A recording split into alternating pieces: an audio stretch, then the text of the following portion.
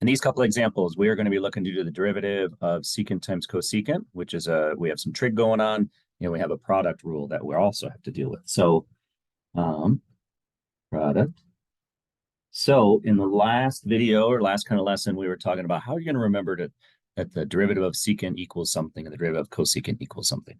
So here's what I end up using. So I'm going to write out pst, except not put the P in there. So pst.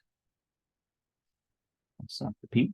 So when I start to do this product, and I'm doing the derivative of the first times the second, derivative of secant is secant tangent. Derivative of secant is secant tangent. So secant times tangent. So that's the derivative of secant. And then, so derivative of first times the second times cosecant plus, and when I'm doing the derivative of cosecant, I'm going to build it off of this to make this cosecant. And then I have to put a negative cosecant cotangent. So that turns into cosecant, that turns into cosecant, that turns into cotangent. So I can kind of build this one from this one. And so now if I'm doing the derivative of cosecant, then I'm getting negative cosecant cotangent. So negative cosecant cotangent. Oops, hold on, I missed my part of this. All right, sorry. So derivative of product is the derivative of the first, which is this, times the second, plus the first, I got ahead of myself, times the derivative of the second, which is the derivative of cosecant is negative cosecant cotangent. Negative cosecant cotangent. All right, so we got a lot of things on this one. So let's figure it out. So I have all of this stuff right here. And what I might do is, I don't know how all this stuff mixes together. So I'm just going to go and turn them all into sines and cosines and then put it together and let's see where we go from there. Right. So if I have a secant, I'm looking at a 1 over cosine. And then tangent is sine over cosine. Cosecant is 1 over sine. And then I'm going to have a minus 1 over cosine times 1 over sine. And then cotangent is cosine over sine. All right, let's see what we can simplify here. We have a sine that can cancel with the sine. We have a cosine that can cancel with the cosine. So we're looking at 1 over cosine squared x minus 1 over sine squared. All right, and typically if we cannot leave trig values as fractions, let's do that. So all that means is that if I bring this piece up and I bring this piece up, this goes back to cosecant squared x minus, oops, switched them. That would be a secant squared x minus a cosecant squared x.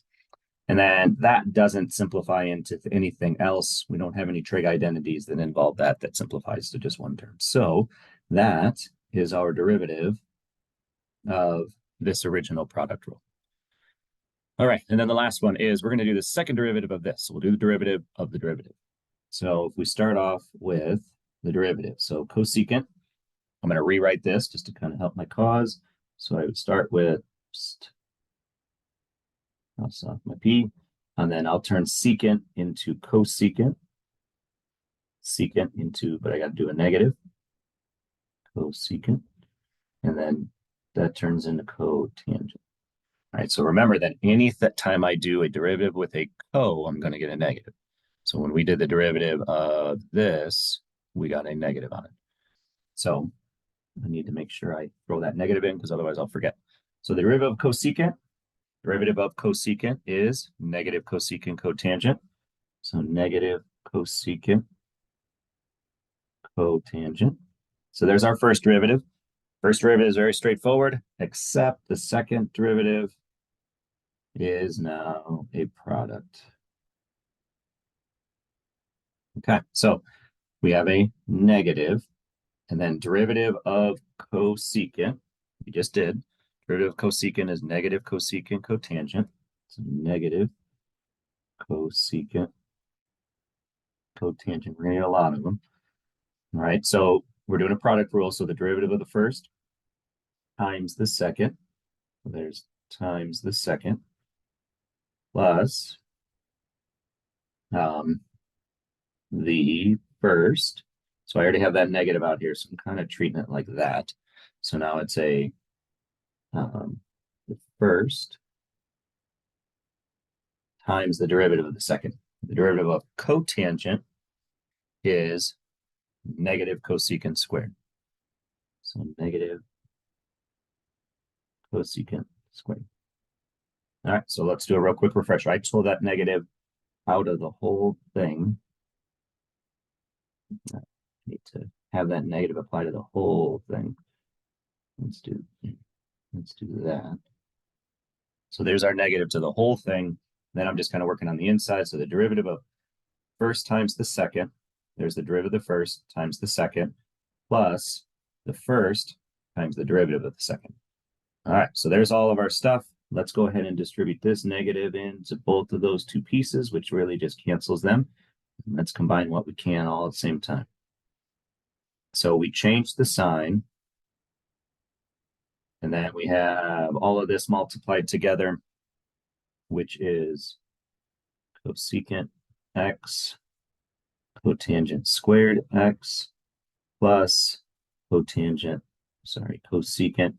cubed x.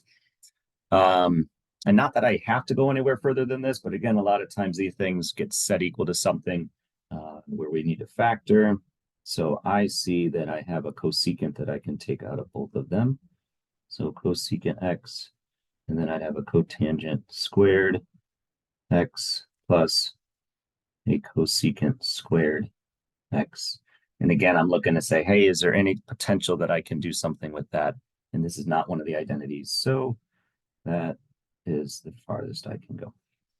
All right, so that was doing two problems that were doing some trig.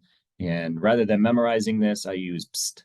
And then if I'm doing derivatives of secant, derivative of secant is secant tangent, derivative of tangent is secant squared. And then I can manipulate them into the cosecants and cotangent. And always make sure you throw a negative, because when you're doing derivatives of cos, you're going to have some negatives on it. So hopefully that helps. So it doesn't have to be as much of a memorization thing. We have a little bit of a thing, a little bit of a method that might help the cause.